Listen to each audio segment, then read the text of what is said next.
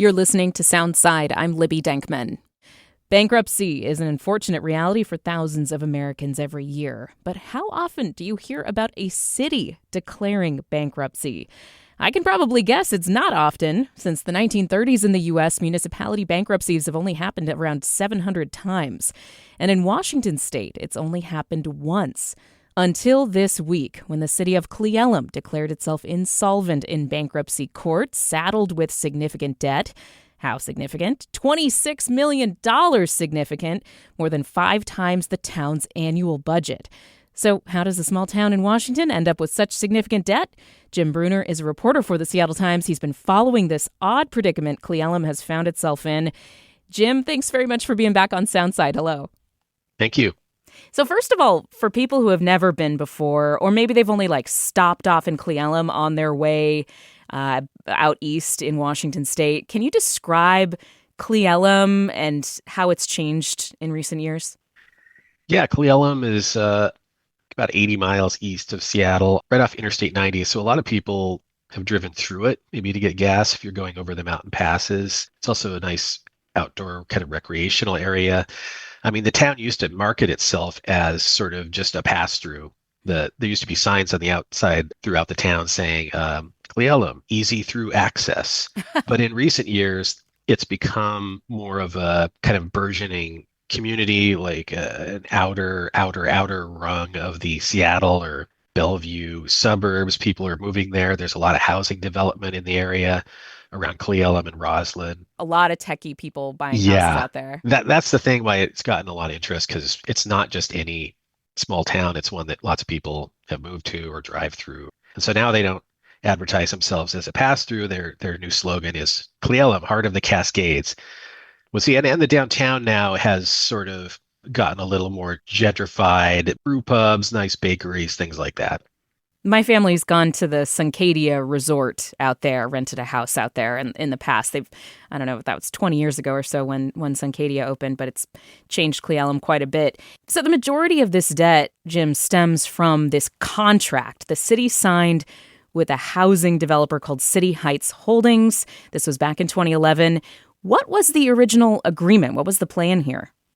Well, the idea back then was that this developer wanted to build a bunch of houses on kind of these hills north of downtown Cle Elum, and the city was concerned with how that would play out, and so they entered into negotiations, and they eventually came up with this development arrangement by where the development would be actually within the city limits, so the city would have some control and added tax base and things like that.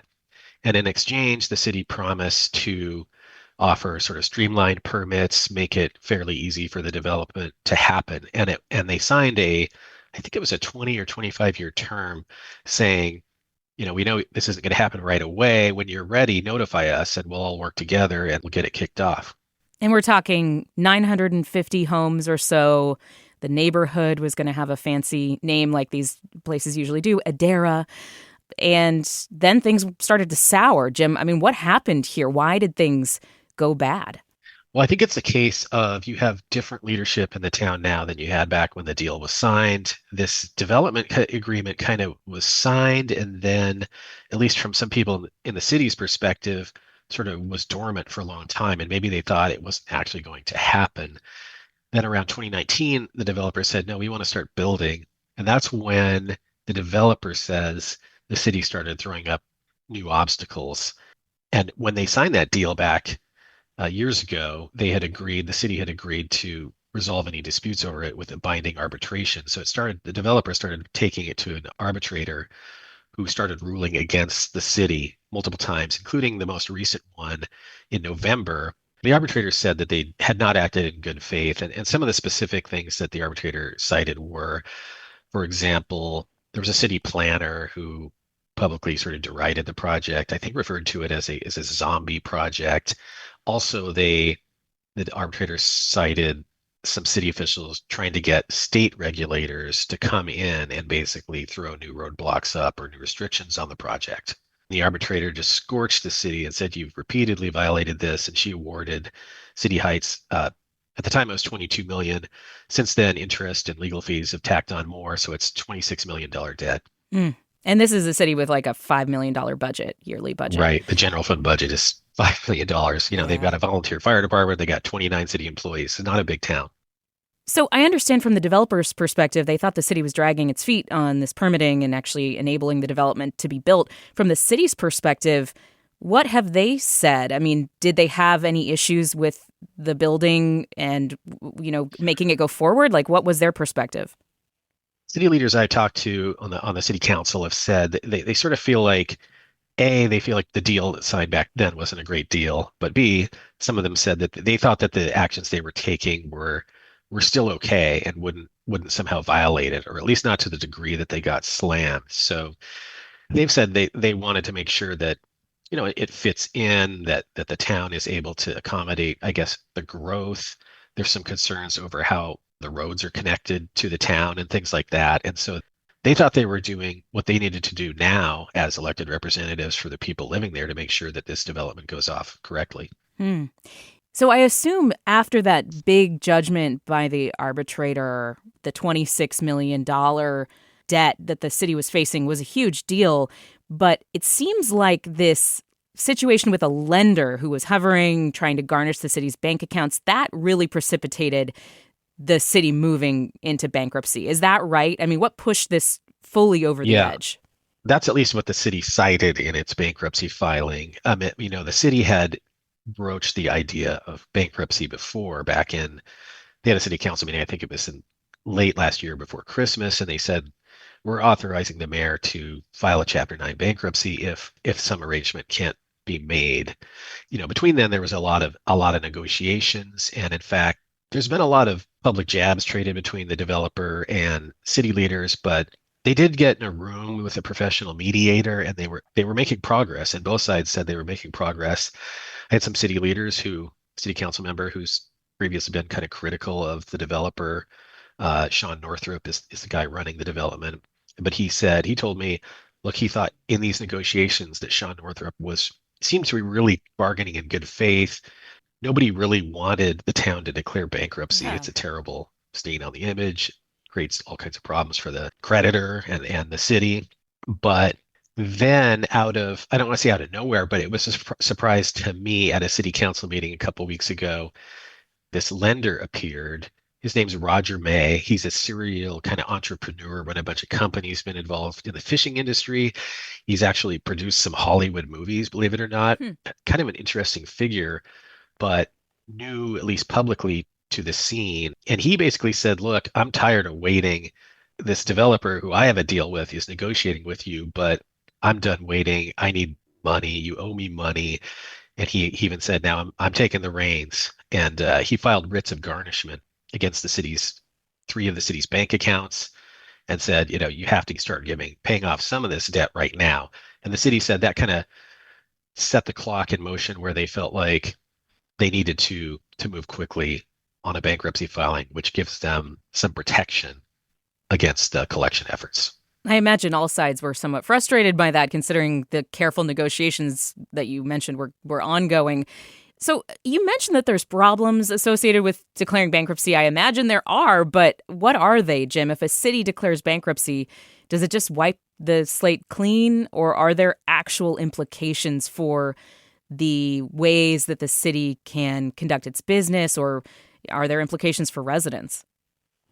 Yeah, it doesn't, a Chapter 9 bankruptcy, which is the municipal bankruptcy code, unlike a personal bankruptcy, which is like Chapter 7 or 13, it can't just wipe away the debts and give the city a fresh start. The city still owes the money. What it does allow is for a city to, with the supervision of a bankruptcy judge, basically restructure the debt in a way that keeps the city a going concern, but also, to some extent, make sure that the creditor or creditors gets paid. And that it's hard to say exactly how it'll play out because like you said, it's never happened. It's almost never happened in Washington state. So we're in a little bit of new territory, and it's going to be interesting to see how it actually plays out. In the end, there's still going to be basically negotiations going on between the city and the main creditor here, City Heights. And what is the other place in Washington that declared bankruptcy? What happened? Yeah, back in 1991, the town of North Bonavville, which is in Skamania County, very, very small town, they declared bankruptcy. In one way, it was similar because it wasn't like the city was overrun with a whole bunch of debts or pension obligations. It was one legal dispute. In that case, North Bonaville had, I think it had been like relocated by the U.S. Army Corps of Engineers, and then they got in a dispute over the costs. And the city wound up owing a bunch of money to the U.S. Army Corps of Engineers, and so they declared bankruptcy. So, next steps, the negotiations are ongoing. I mean, there have been a few hundred of these bankruptcies declared across the country, only one time in Washington. Are there any lessons from these other cases or anything that you heard from city leaders that they're trying to understand about next steps? Yeah, and I think the residents of Cle Elum have a lot of questions. I think immediately there isn't going to be some massive change where, there won't be the small police force won't be shut down or anything like that. The city will still continue to operate. But the Pew Center did a analysis of municipal bankruptcies over the years, and it warned that basically it's obviously a reputational stain, and it might make people think twice about doing business with the city. And it also can affect things like the city's bond rating. In the past, across the country, when these have happened, it has led sometimes to tax increases for local residents to help satisfy the debt obligations. So it remains to be unseen, but it's not an ideal situation. The city leaders just felt like that it was the best option out of a bunch of bad options. Are we going to see like a big repo truck driving through Cle Elum anytime soon, Jim? I mean, can you And so repossess a I don't town? think so. And there was some tension here where the developer seemed to think that the city was hiding money somehow, or that they had these pockets of money that they could have opened up and start to satisfy this debt. After all, the arbitrator ruled that the developer was actually harmed by the city because the city didn't abide by the deal, and it led the development not to be able to go along as it should have. But no, there's not going to be repo trucks in the city. I don't think that the bankruptcy, typically a municipal bankruptcy, doesn't result in like selling off of assets. It's just a restructuring. In other types of bankruptcies that I've covered, the court will look at the city's expenses. I mean, the city's going to have to open its books completely up, and a whole bunch of creditors and their lawyers will all be watching this case and all getting in line and making sure that jockeying to see who gets paid first. But City Heights by far is the city's largest creditor.